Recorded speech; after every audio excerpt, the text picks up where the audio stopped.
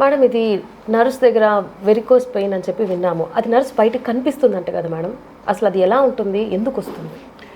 Varicose veins అనేది మన blood supply సరిగ్గా కాకపోవడం వల్ల, పొలాంగ్ స్టాండింగ్ వల్ల, పొలాంగ్ సిట్టింగ్ వల్ల కూడా వస్తుంది. ఏదైతే ఎప్పుడైతే మన కాలుకి కానీ ఉండే నరాలకి బ్లడ్ సప్లై సరిగ్గా కాకపోయినప్పుడు అక్కడ ఇన్ఫ్లమేషన్ అనేది ఎప్పుడైతే చేరుతుందో ఆ బ్లడ్ సర్క్యులేషన్ కారణప్పుడు ఇట్లా ఒంట్లుగా చుట్టుకోవడం కానీ, కొందరికి పచ్చగా ఇట్లా చాలుగా రావడం కానీ జరుగుతుంది.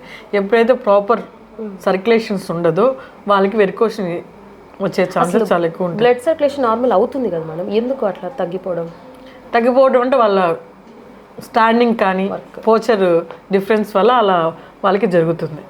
దానికి ట్రీట్మెంట్ ఎట్లా ఉంటుంది? సేమ్ ట్రీట్మెంట్ ఉంది మన దగ్గర, పంచకర్మ థెరపీతోని లిచి ట్రీట్మెంట్ అంటారు దాన్ని. అది చాలా మంది తగ్గదు, ఎప్పటికీ ఉంటుంది అని లేదు.